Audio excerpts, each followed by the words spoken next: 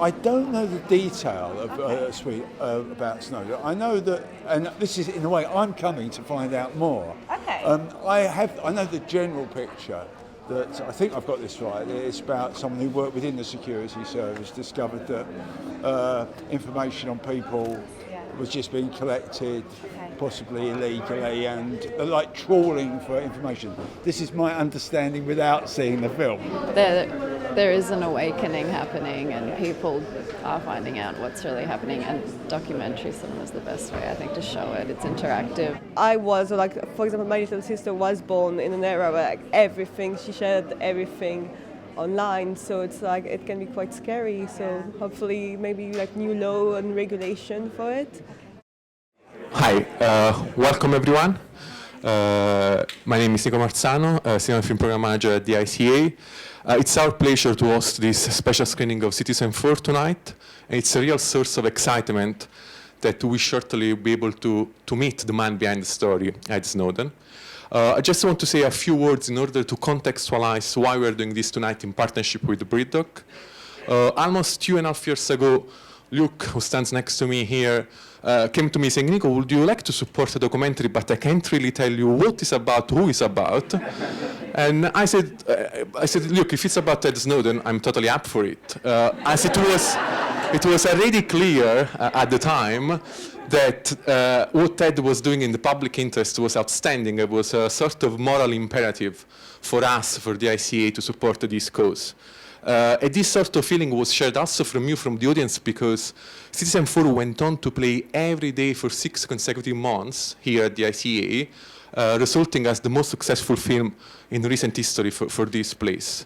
I'm sure that many of you have seen the film, and would you agree to say that Citizenfour has changed a lot of things? What Ed did has changed a lot of things, has enabled a platform to discuss mass surveillance, to understand that we were lied openly in our face from UK government, US government, and he is still paying a price for this. So for all these reasons, the ICA was super happy to support this cause, and we are strong advocate still now for what he did and what he's doing. I just want to say briefly a big thank you to Ben Wisner, who is the lawyer of Ed Snowden, for making this happen tonight. And a big thank you to this man here, Luke Moody, and Jess Search from BRITDOC for co-organizing with us this wonderful evening.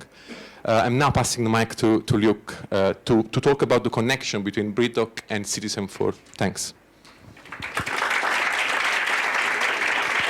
Thanks. Thank you, everyone. Just a few brief words before the film starts. So my name is Luke Moody. I'm head of film at BRITDOC Foundation. We're an organization that supports documentary filmmakers in the UK and beyond, globally, really. This story came to us a little like it came to Nico, in secret. A lot of secret meetings, encrypted emails.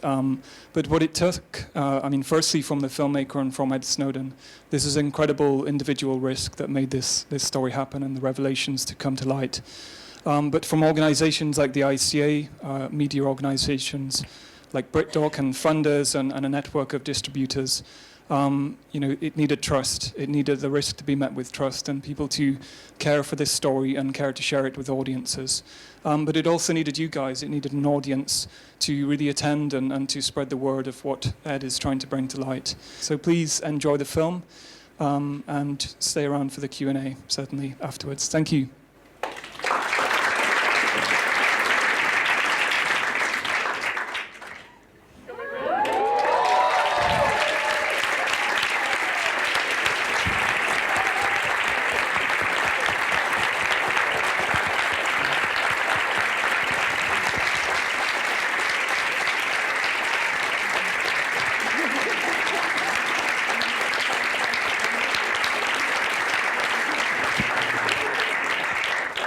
Ed, welcome to the ICA in London. I have a suggestion because I don't want people in the other rooms to miss anything that you have to say. And so I have spent the last hour researching the 10 best or arguably worst surveillance jokes that I could find on the internet. So I rather thought that we'd tap dance for a second here. I'd tell you some jokes. So what shoes do spies wear? Sneakers. I'm sorry? The question is, what shoes do spies wear? And the answer is, of course, sneakers. Who hides in the bakery at Christmas time? Mince pie. Why did the spy cross the road? He never really was on your side. How many spies does it take to change a light bulb? Nobody knows. Ed was going to join us in person, but he got snowed in. That's lame. You've heard that one. Right, you must have heard that one. It's not snowing yet in Russia, is it? Oh, it is. It is. There's snow on the ground right now. It's snowed in. Perfect. I like this one. Why did the spy stay in bed? Because he was undercover. Come on, that was actually gettable. What's the great thing about GCHQ? It's the only department of the government that actually listens to you.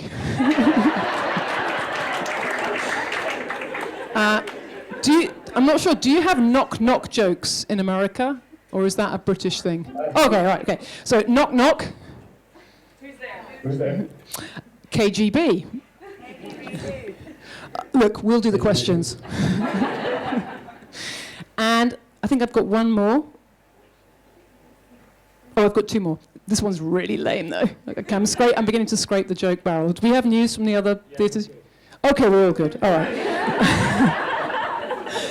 Do you want just the lame one quickly before we get serious? No, people are like, no, get on with it, get on with it. Okay, I'll send Ben Wisner the lame one, Ed, so you can enjoy it. I'll be waiting for it. I'm looking forward to that. Ben Wisner is Ed's amazing lawyer at the ACLU who's helped us put together this Q&A appointment. Okay, so Ed, the format is I'm going to ask you one question and then we have questions from the audience. So we're going to have about 7 or 8 questions from the audience after me. But my question is, given that the latest American polls show that 50% or more of the American public are very concerned about surveillance reach of the government, and that's something which both courts in America and Congress have seconded. Whereas here in the UK, over the last 2 years since your revelations and since the film came out, what we've actually seen is the government pushing for far greater surveillance powers, and actually a majority of the British public quite strongly supporting them. And I wondered how you reflect on this stark contrast, and whether you think that our history as not being a republic is at the root of that, or other cultural trends that you see. And I say that what you don't maybe know about London is that we're all here this evening about 200 meters from Buckingham Palace, where the Queen is putting her feet up right now. But yeah, how do you explain the difference? She's probably getting the live stream too. How do you reflect on such a difference in reaction over the last 2 years? You know, it really does vary from jurisdiction to jurisdiction. We have only seen one country have a truly meaningful investigative response to these disclosures, and that was Germany. They still have an ongoing parliamentary inquiry to actually find the facts. Is this happening? Who's involved? What did they do? What was it used for? Was it legal? And was it effective? And unfortunately, we're seeing in every country where they get even a little bit close to these questions, there's a tremendous amount of evidence that indicates that these programs have actually never been effective in the counterterrorism context. There are a lot of claims. I know actually in the UK, they've tried to say that there was an operational case for mass surveillance. The government refers to it as bulk collection, but it still looks quite frail, quite timid. And we don't see any actual real outsiders from the civil liberties community who are invited in to look at these programs, how they're being used, who's being targeted. And there are never any individual courts that are allowed to assess the efficacy and, critically, the legality of these programs and the way they're being used after the fact, right? But in the United States, these are reviews that were appointed, of review boards that were appointed by the President of the United States, right? These weren't crazy radicals or anything like that. These are groups comprised of individuals such as the former Deputy Director of the CIA, Michael Morrell. This guy is no friend to the citizen, to the public, to your rights. He has literally worked his entire professional career as in deception, right? But even with that background, this guy goes in, he's got access to all the classified information of the FBI, the NSA, the DIA, and everything like that. And he says, look, show us your cases of where this really made a difference. And these are the results of those kind of boards where they say, look, not only did it never stop a single terrorist attack, we can't even see where it made a meaningful difference. A concrete difference was their exact phrase in a terrorism investigation. But in the UK, right, the facts seem to matter a little bit less to the debate. I would make a joke about Brexit here, but it's actually not that funny.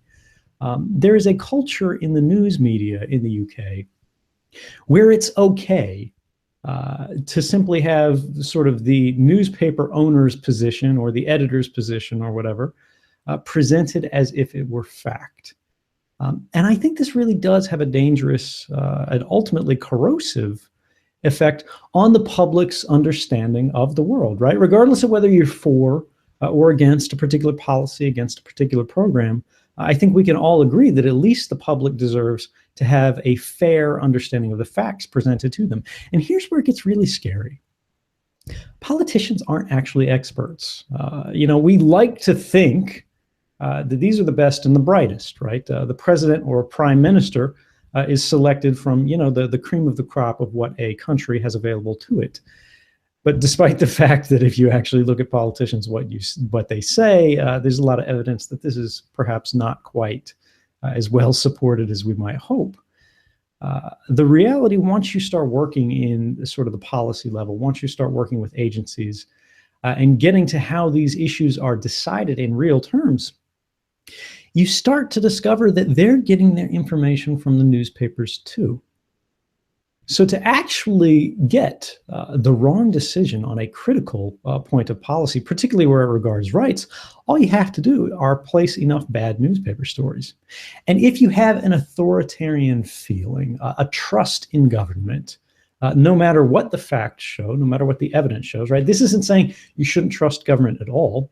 But to recognize that government does from time to time go too far, and that governments too can break the law just as corporations can, as citizens and individuals can. You start to go, well, what are the safeguards? What are the restraints, and how do we fix this? And this, I think, is actually where the UK media culture fell down the hardest. In the wake of 2013, there was one UK newspaper that was doing real meaningful reporting on these issues, and that was The Guardian. They had the exclusive handed to them in a big way, but they committed a lot of resources to following up on it. However, the other newspapers, the news media, the BBC, for God's sake, which had all of the connections to government, which could have done the follow-up reporting, they could have really found the facts of these programs and held the feet of government to the fire of public accountability, thought instead that they would be more well rewarded, that they would have an easier job, and they would protect their reputations from government criticism far better, and ultimately they would serve their own institutional purposes better if they actually criticized that reporting, went against that, if they instead basically opened their newspapers to allow any government official to make any anonymous claim and to actually influence the public to believe something that's not true, which is that none of this is happening. It's totally crazy. And this is a fantasy. The government would never do this. That's just not how it's done here, given the UK as an example. And yet, despite that, here we are some years later. We now have Theresa May as the prime minister. And she is passing as sort of her marquee legislation, the Snoopers Charter, which was seen as gross violations of rights just a few years ago, now to a much more extreme and invasive extent under the Investigatory Powers Bill. And the newspapers in many cases are simply not saying anything about this or only mildly criticizing it, when in fact, this is the clearest evidence yet that they have been doing this for years, despite the fact that courts, even in the UK, the Investigatory Powers Tribunal, found that the UK government and the GCHQ specifically had been routinely breaking the law on a daily basis going back 10 years or more. The question that I think we need to struggle with here is we're in a status quo today. We're living in a situation where people who actually have some expertise, and I don't just mean insiders here, I mean anybody who actually studies these issues, who looks at the law, who looks at the reporting, who looks at the facts of how technology operates today, can see how vulnerable our systems are, how devices that were intended to empower you are now being used to disempower you. And they can see the glaring problems in our circumstances, and yet they don't have a voice. They're never heard. They can scream all day long from the tallest building in the city, but a newspaper won't say anything about it. The BBC will cover it in the most timid and misleading way to sort of protect the prerogatives of the state. And, this isn't to say the BBC is the worst thing in the world. There are a lot of state media organizations that do a lot worse. But we shouldn't forget that what we see on TV and what we see in the newspapers that is presented to us as simply the way things are, or the traditional consensus, is in many cases not the expert consensus, and sometimes it's not even the factual consensus.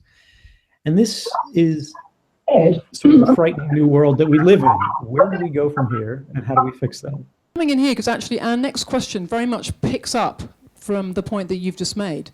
So if you don't mind, I'm going to bring in someone from the audience to take us on to the sort of what might be the part 2 of that answer from you. Penelope, welcome. Penelope Sonder, do you want to ask your question? Hi, I'm Penelope. I studied journalism here in London. I'm going to read my question to you because it's very long. So there's extreme distrust throughout large segments of society in both the mainstream media's objectivity and their collusion with certain establishment forces.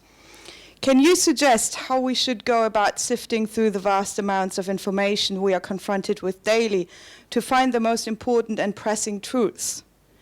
And beyond this, is citizen journalism the next frontier for honest and objective journalism? Thank you. This is a really good question.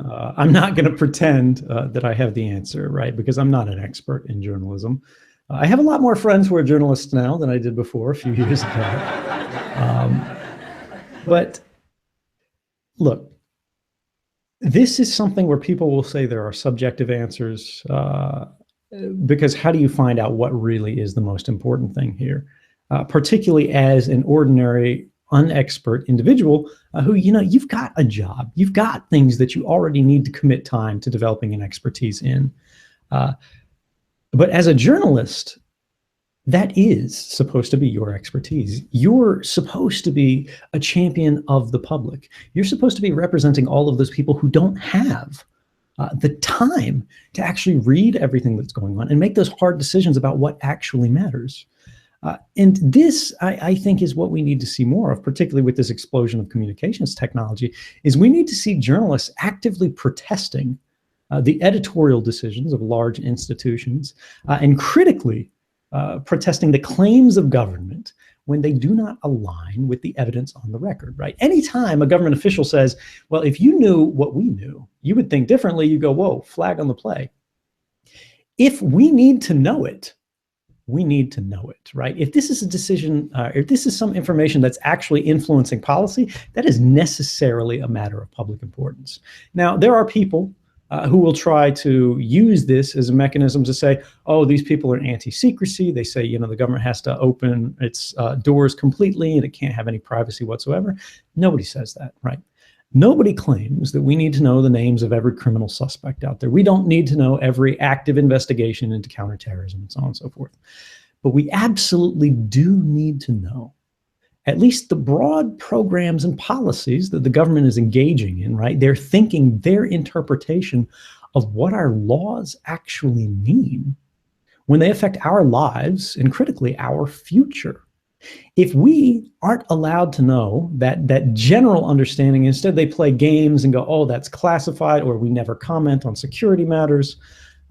What they're ultimately saying is that you're not partner to the government. You're not really a citizen. You're not really a voter. You're simply a subject. And I think that's a very different relationship, which I understand, nominatively is the way that it is in the UK, right? Technically, you're all supposed to be subjects to the state, to the Queen. But that should mean something different now than it did in the 1400s or the 1600s or the 1800s or ultimately even the 1900s, right? We're living in a new century. We're living in a new millennium. And ultimately, we have a role to play in deciding which direction our society should head. And if we are being refused that right, something has gone very wrong. And we have gone in a direction that I would say is not only authoritarian, but ultimately anti-democratic. Thank you. I'd like to invite Jonathan Glick to ask the next question. Hi. Thank you for doing this, and thank you for doing everything that you've done. I'm asking this question as a basically internet user, as anyone who's in this room is, and just a concerned citizen. But you wrote in your 2013 open letter to the people of Brazil that these programs were never about terrorism. They're about economic spying, social control, and diplomatic manipulation.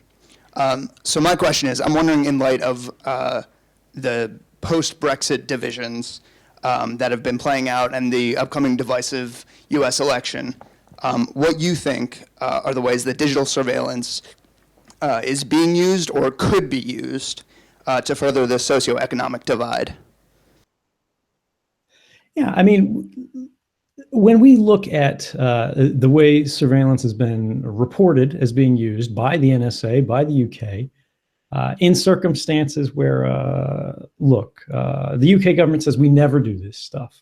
We don't engage in economic espionage. Everything we do is strictly regulated by law. The NSA says exactly the same thing. And these stories don't get a lot of attention. But when you look at how they're actually being used, they're doing things like spying on people's pornography viewing habits. This is from an NSA document. And these individuals were targeted because the US government didn't like their politics. They considered them to radicalize other people. But in the same report, right, these are Islamists that we're talking about, just to be clear. But they said these individuals are not known or even suspected to be associated with terrorism or even with violence. But despite that, they didn't like their clout, they didn't like their tone. So these were, of course, members of very conservative sort of cultures. They were going to see what dirty things they were going to look at, and then they were going to consider publishing these to their followers to reduce their influence. In the UK, of course, we had millions of webcam users. The webcam that's in your bedroom, if you happen to have the misfortune to use a certain kind of chat messenger, they were getting a picture from that camera every 5 minutes. And they saved that more or less permanently. In Australia, we saw that they were using these kind of mass surveillance authorities to target journalists and try to find out who their sources were that were leaking things. In the United States, technology that we developed was shared with Australians that were used to target lawyers, American citizens, right? And this is fundamentally unlawful in the US. Not because they were terrorists, not because they were a threat to national security, but because they were negotiating a trade deal with Indonesia over the price of shrimp and clove cigarettes, right? If shrimp and clove cigarettes are all that it takes to get somebody spied on, right, a better price for that, where does it end? The GCHQ and NSA jointly broke into cell phone companies to basically steal the secret keys to people's phones. They hacked Belgium, for God's sake. Their national telecommunications provider, which basically every Belgian citizen was relying upon, even though they had legal mechanisms to get the same information, just because they thought it would be more convenient. And I hope what we're doing here is drawing sort of an underline of real factual cases, right? These are documented cases. This isn't anything that's up for debate. These are proven, established facts. That when powers exist, they will be used. In this whole conflict over the Investigatory Powers Bill, there were a lot of calls from civil society to say, look, if you're going to pass these mass surveillance laws, that basically collect the communications of everybody who's sitting in this room right now, all your health records, all your banking records, all of that. It's already happening, right? That's regardless of whether you're a criminal or not. That's already being ingested into systems and stored and saved just in case they want to rifle through it later. And civil society said, look, if you're going to do this, at least write it into law that these powers will only be used to save lives. They will only be used for counterterrorism purposes. And the government said, no, that sounds a little too restrictive, and we don't want to box ourselves in. So we're going to leave it open, the uses it'll be for. Let's call it serious crimes. Let's call it this, that, or the other. But when we talk about economic inequality, right, let's think about that shrimp and clove cigarettes thing, right? Australia is a very rich country. The United States is a very rich country. The UK is a very rich country. Canada and New Zealand, these are extremely rich countries. They comprise, that Five Eyes global surveillance alliance that we've been talking about. If they're playing unfairly just to get a better price on shrimp, what does this mean for the general bargain for people who aren't great states, for people who don't have, a military to actually enforce their rights, to enforce their interests? You and I, right, we don't have a police force who's going to back us up. The police don't work for you. The police work for the government, right? So when your rights start being violated, when the laws stop protecting you, when the technology that you bought to serve your interests begins to be subverted and starts to be used against you, what say do you have about that? Thank you, Ed. I'd like to invite Harsh Agarwal to ask the next question. Thanks. So Ed, in the beginning of the documentary, said that this is not about you. You do not want to influence the investigative process. But now I have a question about you. I mean, it's been 2 years since the documentary was released, and we understand that you've been through a lot since the materials were exposed. I'm not privy to the details on what your family's been through, what your friends have been through. And I'm not privy to what your perception is of how this is impacting policies around the world. But I mean, today in your position, if you were able to turn the clocks back, would you do this again? Absolutely. I mean, the only thing that I would change is that I would come forward sooner. And this actually, I wasn't really sure about this until I met Daniel Ellsberg. He was the whistleblower in the United States, considered sort of the father of modern American whistleblowing, who revealed top secret documents about the Vietnam War that basically showed that the government had intentionally lied to give us a pretext to enter the war. And then when they realized they could not win the war, they kept lying to the public to avoid the basically political fallout of just admitting this was a bad idea, we can't win, let's try to make peace instead of war. And because of this, countless Americans, Vietnamese, and other people from the region all lost their lives as a result. And I talked to him, and he was the one who convinced me on this point, saying, look, I wasn't sure. And this was something that I sympathized very deeply on because I didn't know everything. I knew a lot, but I only saw my part of the picture. And what if I was wrong, right? What if I made the wrong call here? I went too far and I created some risk, and people got hurt as a consequence. But the government has a higher burden of responsibility than a desk worker should, right? And so when he realized that the government was lying in a way that actually influenced the political relationship between the governing and the governed, this put not just a right upon him to act, but an obligation, a duty to act, because people were dying for every moment that he did not tell the truth. And it is now well agreed by historians. The release of the Pentagon's paper did hasten the end of the war. And so he said to me this, you should always look to other people who ask this question about, would you do it again? Would you come forward?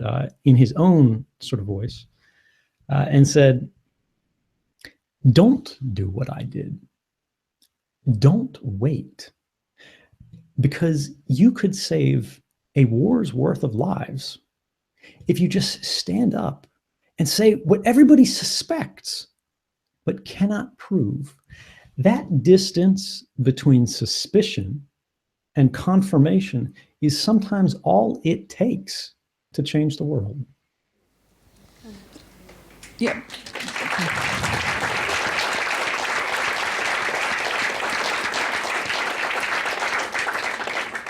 I'd like to invite Sarah Brown to come up and ask the next question.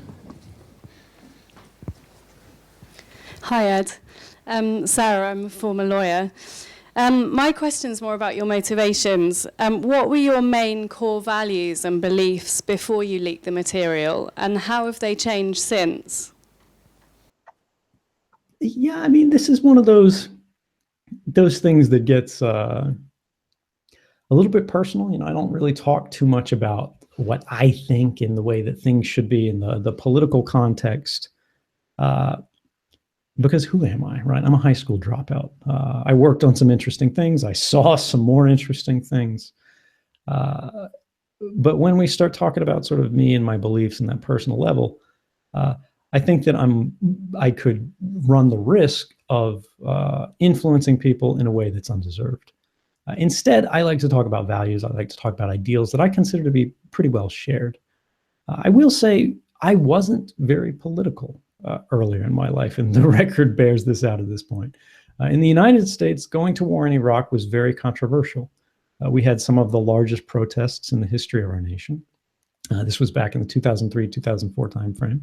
And that was precisely at the time when I was volunteering for the Army to fight that war. Now, why, right? It wasn't because I had this gigantic, enormous political belief in conservatism versus liberalism or anything like that. But it ultimately came back to that same basic understanding of values combined with a lack of skepticism. Right? People were protesting the war because they considered this an aggressive war, an unnecessary war, and they didn't believe the government's claims about ties to Al-Qaeda and things like that, which actually turned out later to be true. There was no link to Al-Qaeda in Iraq. There were no weapons of mass destruction. There was no, anthrax and nuclear weapons as had been claimed. But at the time, I was thinking to myself, why would the government lie to us? Right? What would the benefit be? Yeah, they'd get some short-term win, they'd achieve some basic policy, right? But in the long term, this would burn a trust that would not come back for a generation. That's simply not worth it, right? People in government, again, thinking earlier, these have got to be our best and brightest, right? These are people who understand those trade-offs and aren't going to be willing to make them. I was wrong. And it took many, many, many years to convince me that I had been wrong. And I think this is kind of a journey that everybody goes through to determine their beliefs, whatever they are in one direction or another, particularly when it comes to abandoning a belief. I think governments can, have been, and will be wrong. And the way that we guard against that is to ensure that we're not substituting the judgment of a few officials behind closed doors for the millions upon millions of individuals that live in our nation. All of us are smarter than some of us. Thank you. I'm going to invite Tommy Pullen to ask the next question. Good evening, Ed. Hope you're well. Yes, I'm Tommy. I'm an artist from a performance collective called British Intervention. And our question to you is this. What does a Trump/Clinton presidency mean for activity within the NSA upon American citizens and its relationship with other intelligence agencies across the globe? Thank you. Nothing good for either of them. This is really the sad reality of our current election. We're not hearing anything meaningful about policy. Nobody's talking about the Constitution. Nobody's talking about rights. Nobody's talking about the law. Instead, we hear everybody talking about personalities, individual criticisms, talking about whether or not this politician or that politician can be trusted.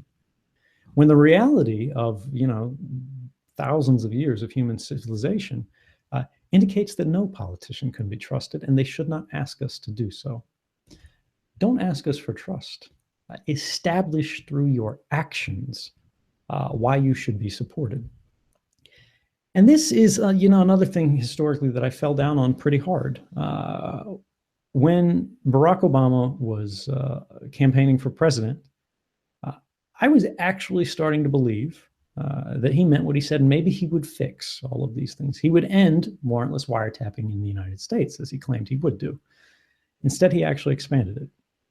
He said that he would investigate the Bush-era abuses. He would have trials, and those who had broken the law, those who had actually committed war crimes, would have their day in court. That didn't happen. As soon as he became president, he said it's time to look forward, not backwards. But you cannot have accountability without investigation, and every investigation is necessarily backward-looking. So what this demonstrated is the fact that even people who appear to be the most progressive politicians that can be elected to office, once they are in office, very quickly depart from that path. And that, again, is the necessary path of accountability. So what does it mean to have a government of extraordinary power with no meaningful accountability? This changes our society from periods in the past, which were actually very dark periods, right, where we had very weak governments, very limited governments, whether we're talking in feudal days or even before that. Life wasn't that great because there weren't a lot of protections that you could avail yourself to institutionally.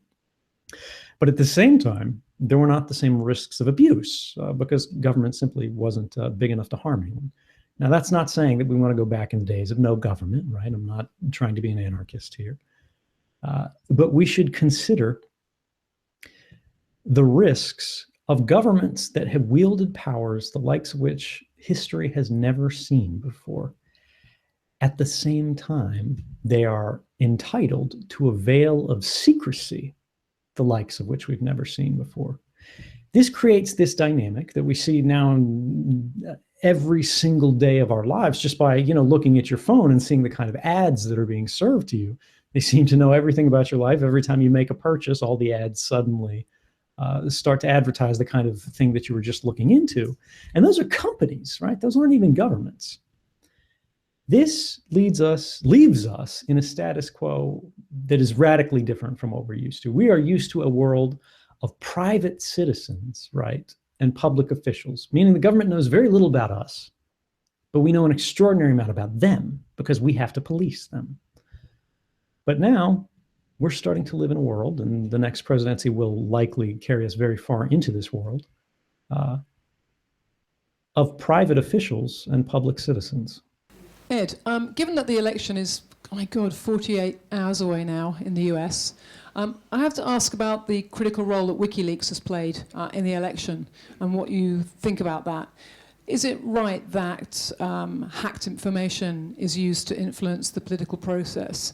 And is there a moral difference between how material is obtained, from the considered decision of a whistleblower or the kind of paid-for hack? Does it matter how material comes into the public domain?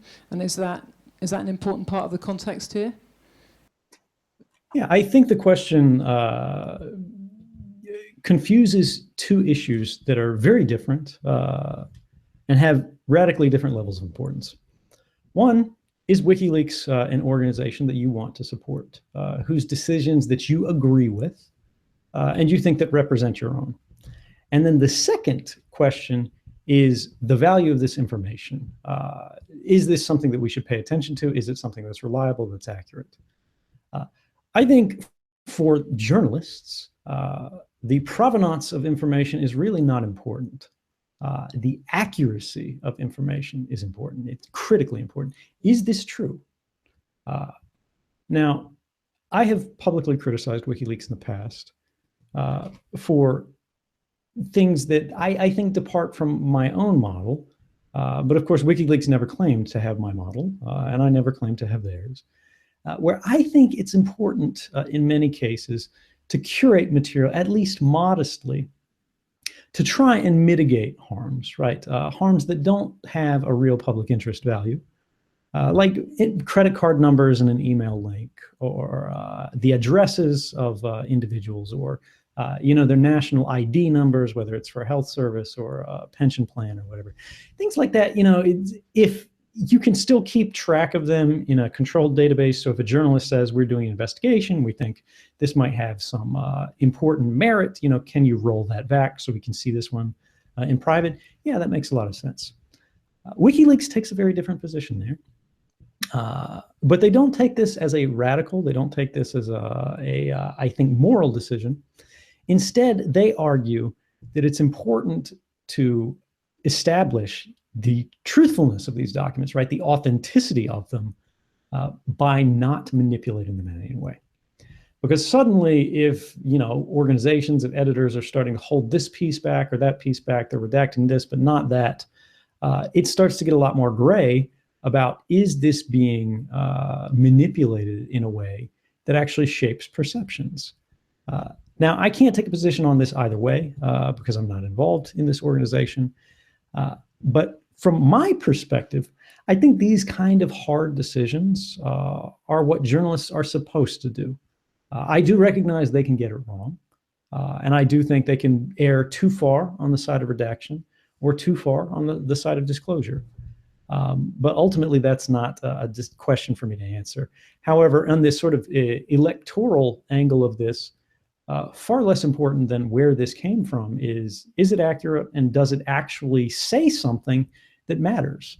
I think in a lot of cases of these documents, there's not anything in there that's meaningful, but in others, there are.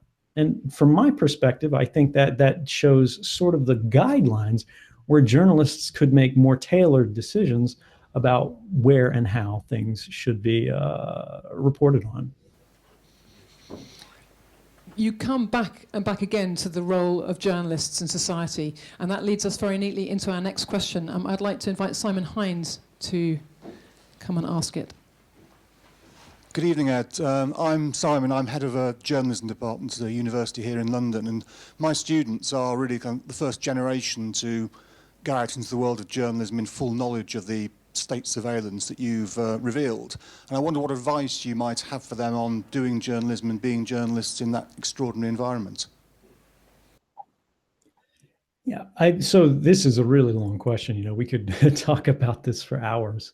One of the first things to recognize is that you're trying to play a cat and mouse game where individual journalists try to sort of outsmart organized intelligence agencies, state intelligence agencies that have billions and billions of dollars to spend on spying on people exactly like you,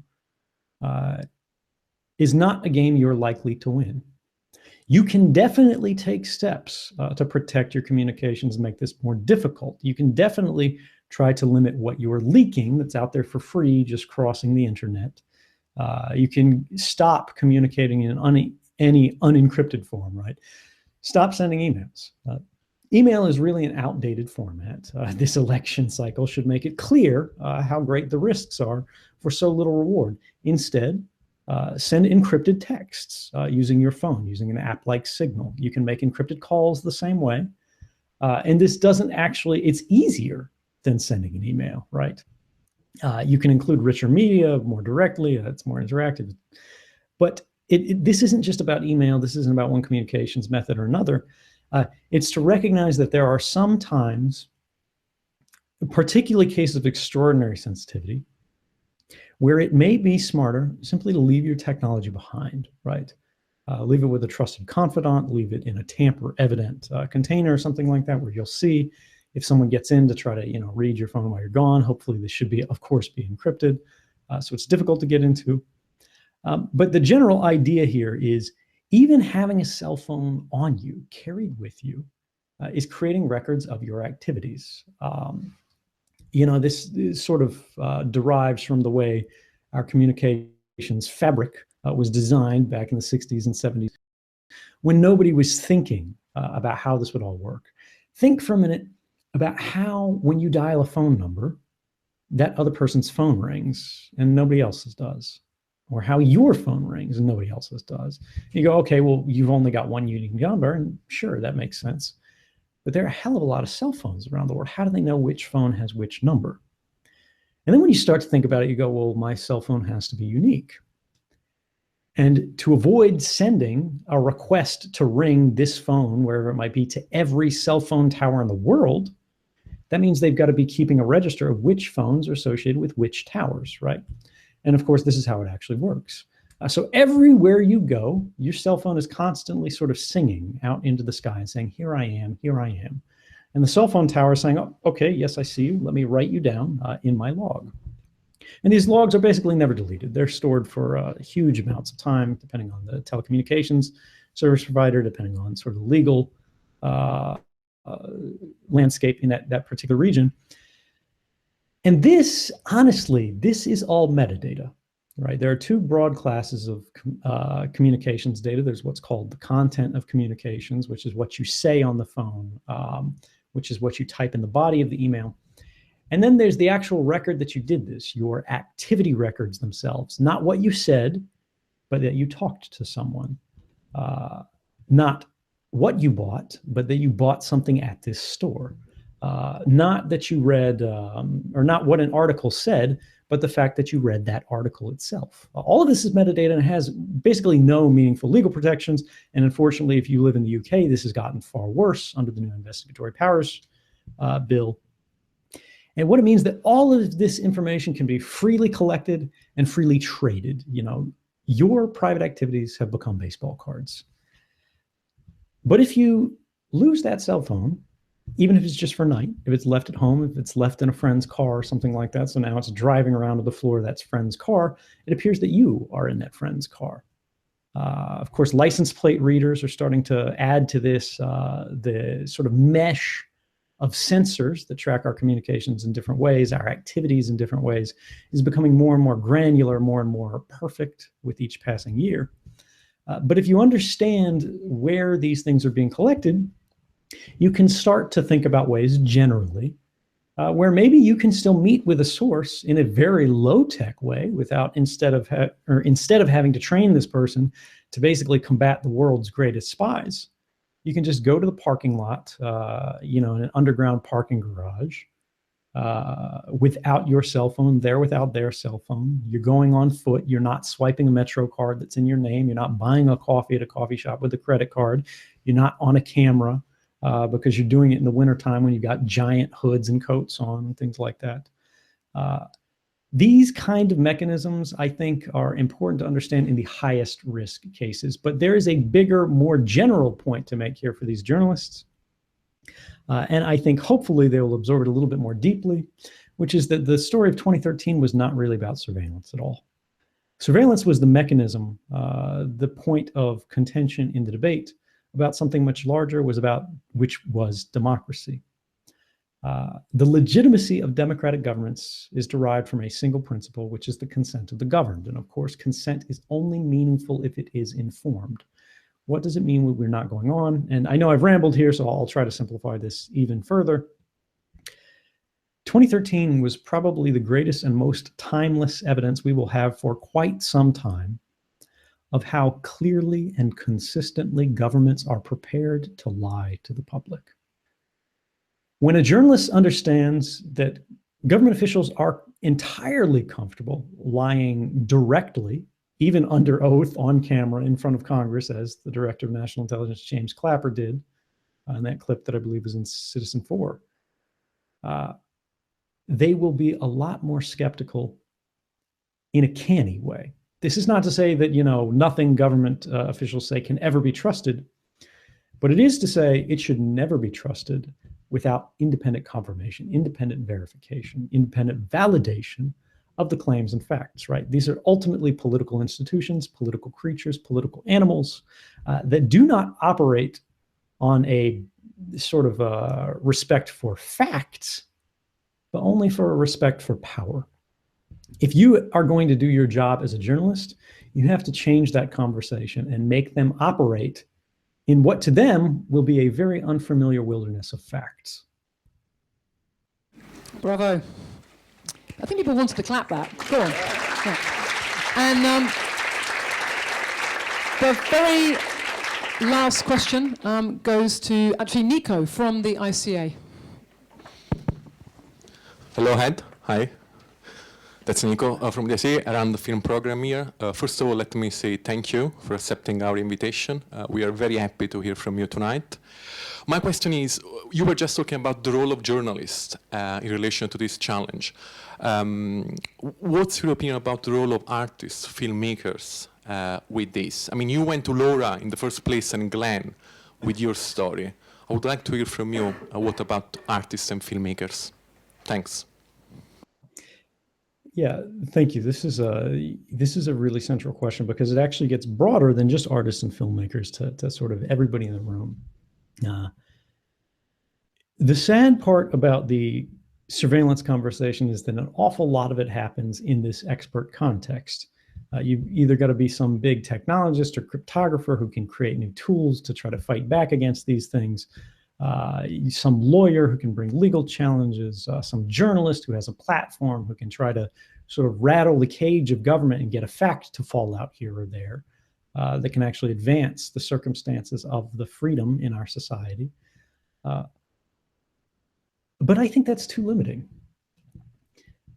There is really a central idea here that has been far too persuasive for far too long because we, ordinary people, and at a higher level, storytellers, have allowed it to persuade us without really critically unpacking it. And that's this idea that if you have nothing to hide, you have nothing to fear. Nobody really points out that that is literally a piece of Nazi propaganda. This isn't to equate current officials to Nazis or anything like that, but to recognize that this was an intentionally designed talking point from one of the worst regimes in history that was trying to justify the unjustifiable. And they did, because this talking point was so effective. And it's still getting miles put on it today by people who should be rejecting exactly this kind of thing. You know, we used to look at life behind the Iron Curtain, the KGB, the Stasi, all of these organizations that would do anything to achieve their goals, to achieve the security of the state, to defend their national security, regardless of the costs.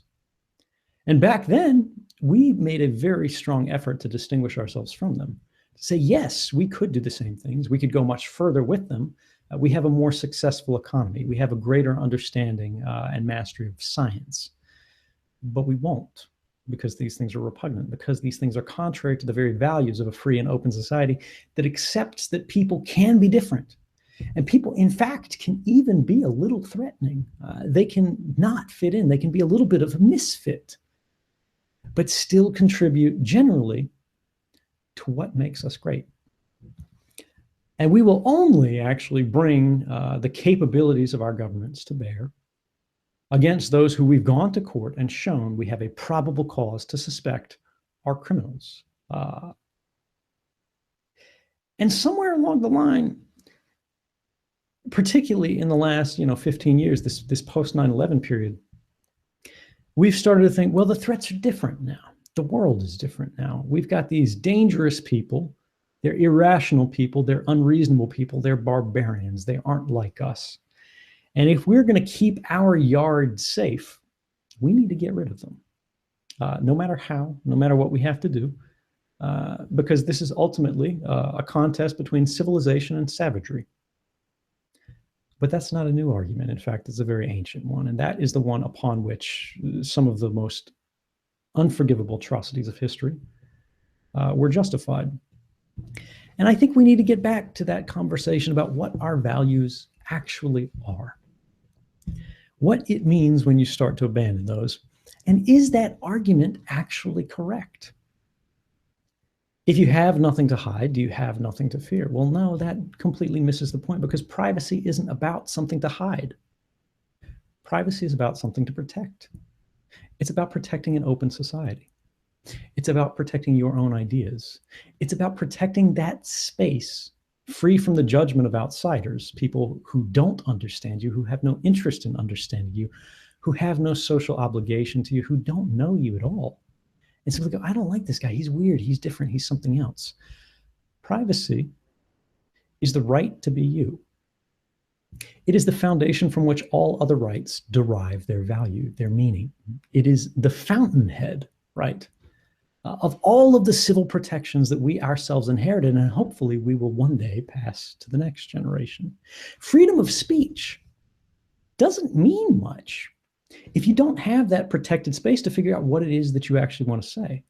If not, you're simply, part of this bigger machine that will instantly judge people who deviate from social norms and say they're wrong, they're unpopular, they're whatever. Let's downvote them on the internet. Let's unfollow them on Twitter, or let's not allow them to publish in our newspaper, in our journal, or whatever. Freedom of speech very quickly becomes something where you can say anything you want, but the only thing that's rewarded, the only thing that's safe, is repeating a popular opinion. Freedom of religion isn't very meaningful when you don't have the space to determine what it is that you actually believe. Privacy is what gives you that opportunity to determine who you are and who it is that you want to become. And so I would say, people who are making that argument, once they even get halfway through that statement, you should say, wait. What you're saying is a fundamentally antisocial concept. You're saying, well, what if you're the most boring person on earth? What if you have no different opinions? Then you shouldn't care about everybody else, right? Because you're only worried about you. And you, as the least interesting person on earth, don't deviate in any way. But deviations are the beginning of progress.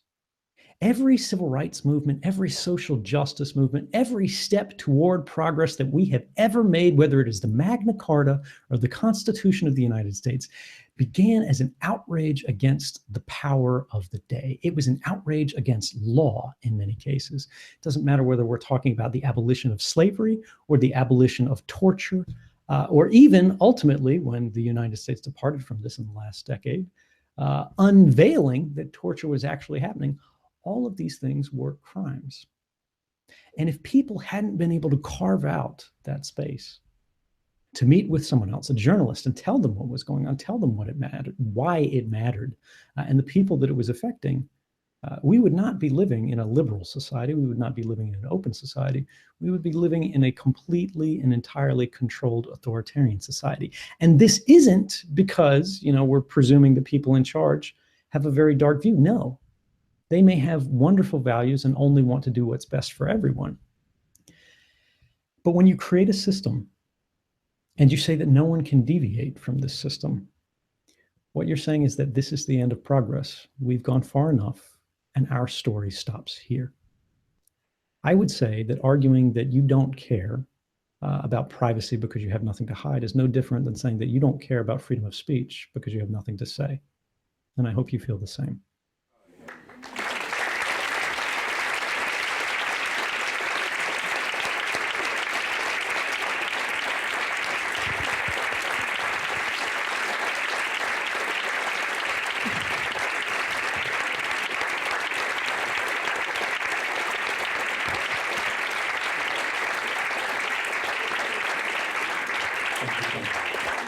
Ed, you've been very, very generous with your time. Thank you. We've run slightly longer than we said we would, but we super appreciate that. Just quickly, is there anything that we can do to help you in efforts to get the pardon or fair trial or send you a helicopter to go somewhere? How can we, is there anything that we can do that we should be following or signing up to be part of that?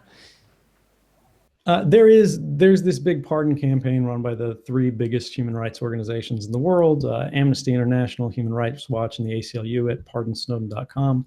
But I don't like to sort of take part in this. I won't ask for pardon because I don't think it's my I think everyone in the audience should go and check that out, read up on it, and decide whether that's something that they can sign up to and tell all their friends to. There's actually something that I'd ask you instead on that.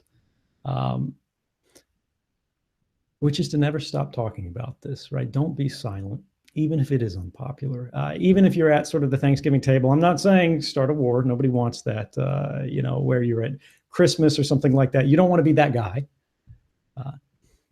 But at the same time, when you see something wrong, don't wait for a hero, because there are no heroes. There are heroic acts, but there are no heroic people, right? We are always standing aside and waiting for somebody else to fix the problem, whether it's sort of the beggar on the street that you go, look, I don't have capacity to deal with this today. And it's true, it's a very human thing, right? We can't fix everything ourselves. But recognize that there are moments that you will see something wrong. And if you walk past them, there won't be somebody who comes by and fixes things. And you don't have to succeed, right? You don't have to change the world. You don't have to solve the problem on your own. all you have to do is take a step, right? If you begin, if you start, you are on the path of something greater, which is to recognize that it's never enough simply to believe in something. Ultimately, you have to stand for something.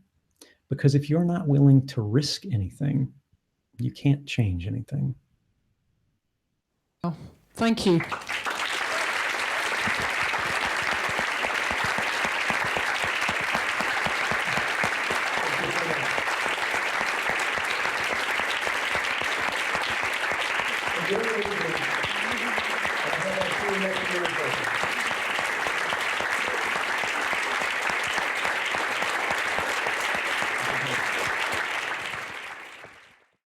I'm not surprised by it, and I'm just really glad that there's now enough of a platform that other people now know and the story is out. I think that people don't really understand what it means. People still, especially when I talk to people in this country, still live under the myth of, well, if you're not doing anything wrong, you don't have to worry. And then my argument back to them is always, well, until you disagree with the state or the state disagrees with something you're trying to say. And at that point, then you'll understand how scary it is. So the ICA, back when Citizenfour was released, backed up the film for 6 months. We played Citizenfour every day, multiple times per day for 35 weeks, which is incredible, really. And for us to have Ed here tonight was just like, the closure of a circle. For us, it was important to hear from his voice what has changed since he came out in 2013, and what possibly can be done more about this issue of mass surveillance.